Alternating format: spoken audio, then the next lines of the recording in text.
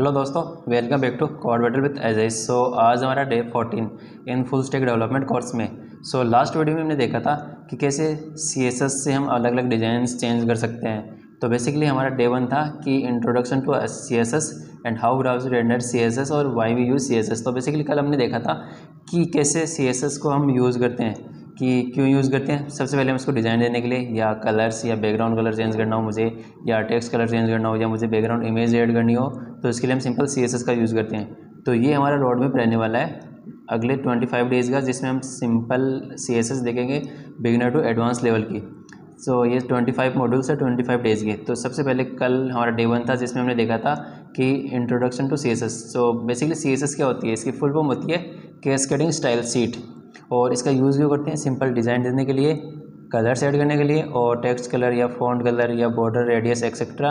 और why we use CSS, इसका मतलब होता है कि हम यूज़ क्यों करते हैं। तो यूज़ हम बेसिकली अपनी जो स्ट्रक्चर है उसको डिज़ाइन करने के लिए यूज़ करते हैं। आज हमारा डे 2 है, तो इसमें देखेंगे how to add CSS in HTML, और सिंटेक्स क्या होता है और डिबगिंग क्या होता है। तो सिंपल सबसे पहले मैं बनाता हूँ डे 2 का फोल्डर, उसमें फाइल index.html, और सबसे पहले Shift+1 से मैं टेम्पलेट लेके आता हूँ इसका, और यहाँ पे लिखता हूँ मैं H1 डे 2 CSS, और इसको मैं ओपन करता हूँ, open with live server.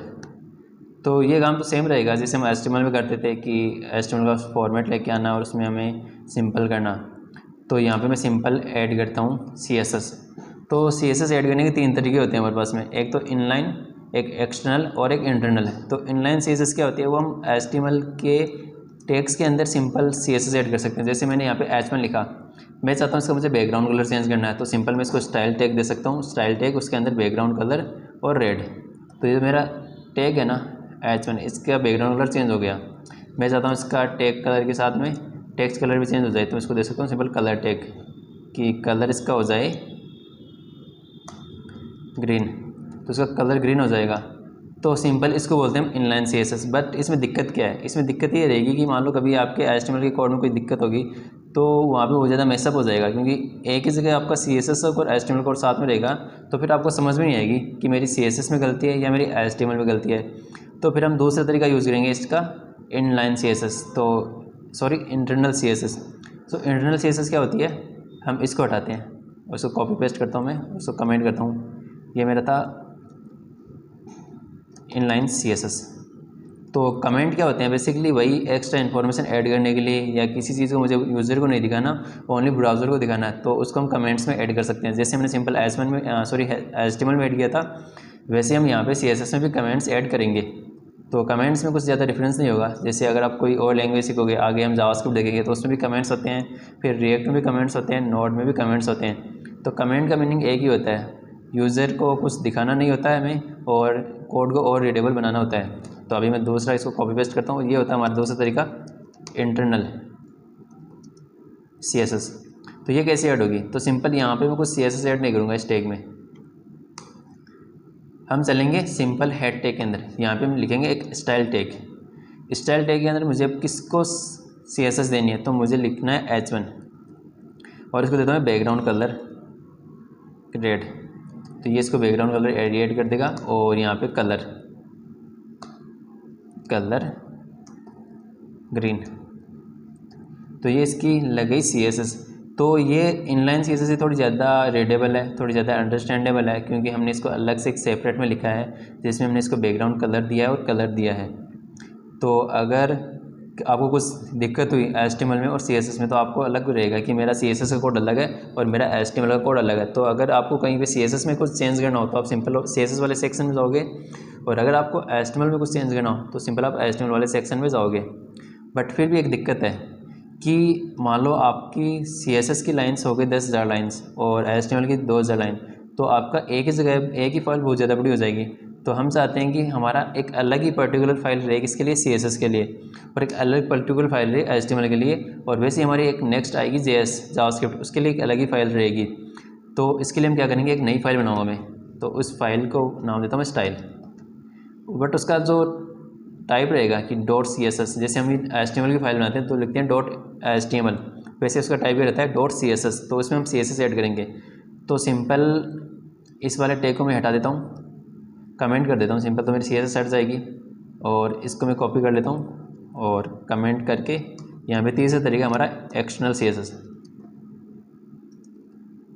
Comment करता हूँ इसको भी और यहाँ पे मैं ऐड करता हूँ मेरा H1। इसके बाद मैं सिंपल को स्टाइल दूंगा, तो स्टाइल के लिए मैं इस वाले सेक्शन में लिखूँगा, जो मेरी फाइल है ना CSS उसमें लिखूँगा H1 और इसको background colour green and colour red. इस बार मैंने अलग दिया थोड़ा सा, बट ये इस पर अप्लाई नहीं हुई कि हमने इसको बैकग्राउंड कलर ग्रीन दिया और कलर रेड दिया, वो अभी इस पर अप्लाई नहीं हुआ। तो अप्लाई क्यों नहीं हुआ? क्योंकि अभी तक हमने ना CSS को HTML से कनेक्ट नहीं किया, क्योंकि हमारे दो अलग अलग सेपरेट फाइल है, इनको हमें कनेक्ट करना पड़ेगा, इंटरलिंक करना पड़ेगा। तो इसके लिए एक हमारे पास में ऑप्शन होता है, या टैग मान सकते हो, या इसके लिए होता है, तो इसके लिए होता है एक लिंक ऑप्शन। तो इसमें आपको सिंपल लिंक टाइप करना है। लिंक के अंदर आपका REL होता है, रिलेशनशिप स्टाइल शीट, और यहाँ पे href। इस href के अंदर जैसे हम एंकर टैग के अंदर href लिखते हैं ना, वैसे यहाँ पे href के अंदर उसका पाथ देना होता है कि कहाँ से आपकी स्टाइल शीट आ रही है। तो जैसे डॉट इसी फोल्डर के अंदर है /style.css मेरी फाइल है, इसको मुझे ऐड करना है, तो ये वाला CSS इस पर अप्लाई हो गया। तो तीनों तरीके हमने देख लिए, इंटरनल, एक्सटर्नल और इनलाइन CSS कि कैसे हम ऐड करते हैं। तो सिंपल इनलाइन CSS कैसे ऐड करते हैं, उसी टैग के अंदर लिखते हैं, बट इसमें दिक्कत क्या है कि हमारा एक ही जगह बहुत ज़्यादा कोड हो जाएगा, तो मैसअप हो जाएगा। फिर हम लिखते हैं इंटरनल CSS। तो इंटरनल CSS में क्या होता है कि हमारी एक ही फाइल बहुत ज़्यादा बड़ी हो जाएगी, तो हम चाहते हैं कि हमारी CSS की फाइल अलग रहे और HTML की फाइल अलग रहे, तो इसके लिए हम लिखेंगे फिर एक्सटर्नल CSS।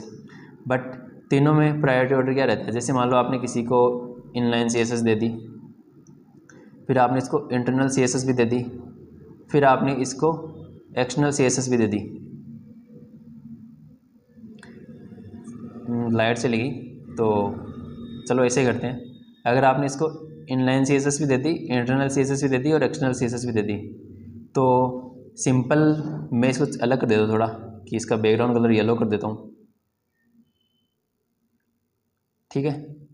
तो सबसे पहले अप्लाई कौन सी होगी? अप्लाई होती है इनलाइन CSS, सबसे ज़्यादा प्रायोरिटी होती है इनलाइन CSS की। उसके बाद में अगर मैं इनलाइन CSS को हटा देता हूँ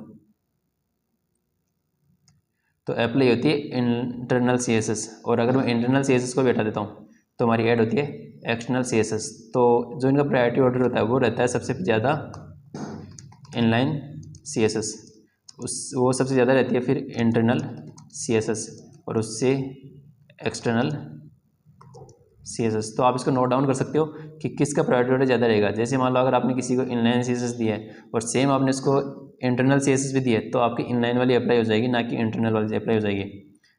तो एक तो आज गए इनलाइन, इंटरनल और एक्सटर्नल ऐड करना।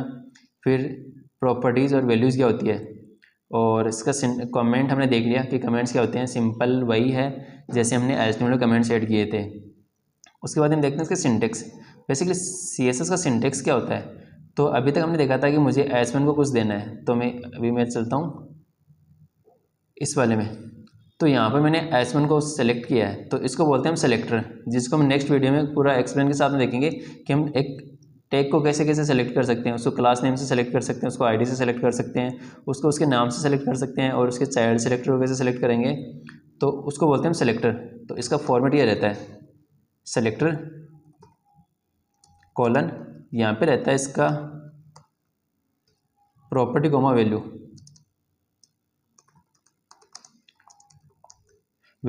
तो यहाँ पे जो हम प्रॉपर्टी देते हैं ना, जैसे मैंने इसको बैकग्राउंड कलर दिया या कलर दिया, तो इनको बोलते हैं प्रॉपर्टी। और जो इनकी वैल्यू रहती है, जैसे कलर हो गया ग्रीन या रेड हो गया, तो इनको बोलते हैं हम सिंपल वैल्यूज़। तो ये इसका एक सिंटेक्स होता है, जिसमें सेलेक्टर फिर कर्ली ब्रैकेट, उसके अंदर प्रॉपर्टी कॉलन वैल्यू रहती है। तो ये एक CSS का सेलेक्टर है और इसको फॉर्मेट बोलते हैं इसका CSS का। इसके बाद में आता है आपका नेक्स्ट की एरर्स, या जैसे आपने किसी में आपको दो चीज़ ऐड करनी है, तो आपने यहाँ पे सेमीकोलन ऐड नहीं किया, तो यहाँ पे आपको एरर मिलेगा। तो आपको एरर हैंडलिंग आनी चाहिए, कहने का मतलब ये है। तो ये होता है कमेंट्स एंड कॉमन एरर्स की, जैसे आपने कहीं पे कॉलन ऐड नहीं किया, कहीं पे आपने कॉलन हटा दिया या कर्ली ब्रैकेट ऐड नहीं किया, तो वो आपके छोटे छोटे एरर रहते हैं। तो इनको आपको वापस से चेक करना चाहिए कि आपने कहाँ पे गलती की है। तो आज की वीडियो में इतना ही था कि हमने कैसे CSS को कनेक्ट करते हैं। तो आज आपका टास्क ये है कि अपने पहला HTML कोड लिखो और उसमें आप CSS को कनेक्ट करो, और मुझे कमेंट में लिखना कि done we connected with CSS। तो उसके बाद हम कल देखेंगे सेलेक्टर की, सेलेक्टर से हम कैसे कनेक्ट करते हैं कि किस टाइप से हम सेलेक्ट को सेलेक्टर कर सकते हैं। तो अगर ये वीडियो आपको थोड़ा भी हेल्पफुल लगा तो please like share and subscribe, और अपने दोस्तों के साथ भी शेयर कीजिए जिनको फुल स्टैक डेवलपमेंट कोर्स करना हो। और मिलते हैं नेक्स्ट वीडियो में। Happy coding.